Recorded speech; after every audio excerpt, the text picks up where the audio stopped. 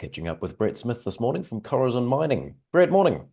Morning, Andrew. How you going? Yeah, good, thank you, Brett. You've announced here drilling underway at Mount Gilmore. You're targeting the May Queen target. Just give us a bit of background, firstly, on this target. What makes it quite exciting? But I guess this is the first milestone in what's been quite a long process. It feels like Mount Gilmore.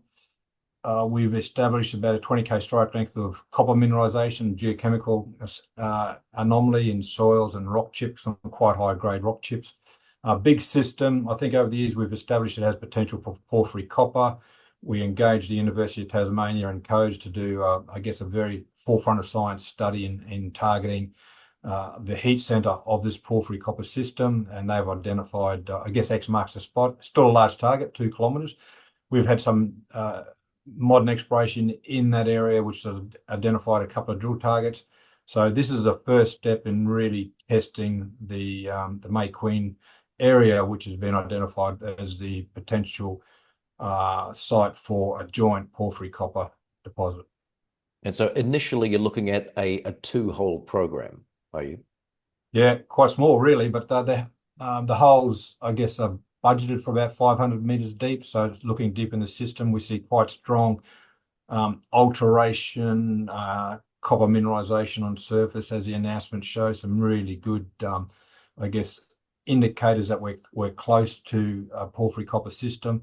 We're still distal in a sense, in that we need to see higher temperature alteration, and that's what these drill holes are doing. Really testing geophysical and geochemical anomalies that we've generated. Just remind us, you mentioned there, Brett, but just give us a bit more detail on this relationship with the University of Tasmania. Yeah, okay. We had a sense that Mount Gilmore had a porphyry copper signature, and it has, but there's a number of different styles of mineralization going on there, so it's quite complicated.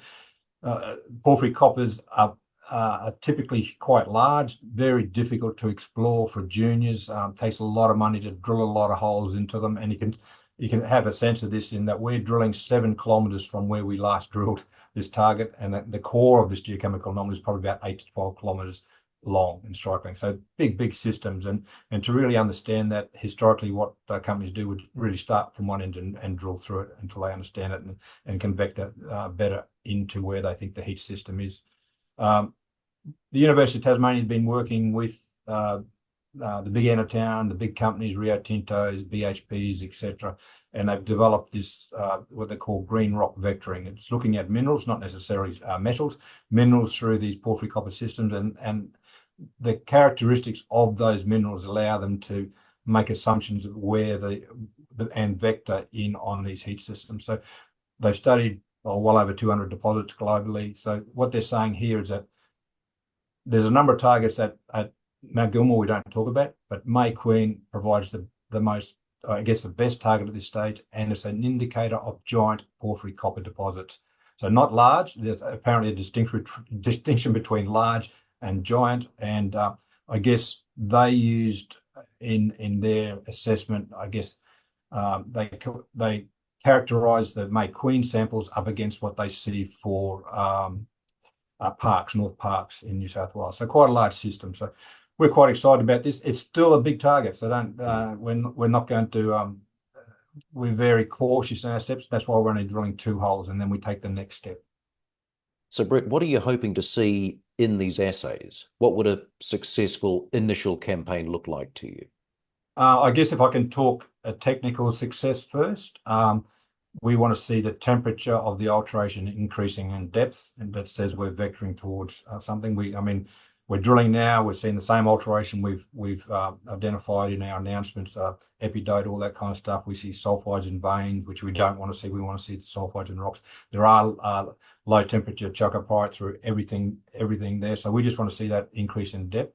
If you can talk about what a discovery hole in these systems look like, and I guess I could use North Parks as an example. I think the key discovery hole was something like 200 plus meters at 0.6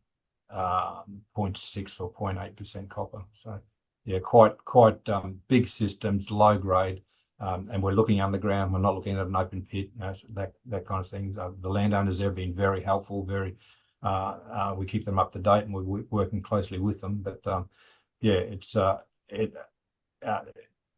what we expect from it is at least get some encouragement for the next step. Best case scenario is quite exciting. And Brett, just while I've got you, any updates as far as Lin Lake in Canada? Yeah, nickel. It's a dirty word at the moment, but nickel, Lin Lake's still our flagship project. We're still working on it. We've just finished the detailed scheduling of the development work and underground ore scheduling as well. Haven't seen the results of those. We're not sure whether we can publish any of that. The metallurgy is still going, and that should finish end of this month, I think, end of September, and we may be able to say something about that as well. So the work's still going there on it, but we've been very cautious with our dollars and where they go. Lin Lake, no doubt, we believe holds enormous value for Corazon. It's a large critical metals project in North America. They're screaming for nickel over there. They don't want Indonesian nickel, so it's in a very good spot. Good to speak, Brett. Thanks very much. Thanks, Andrew.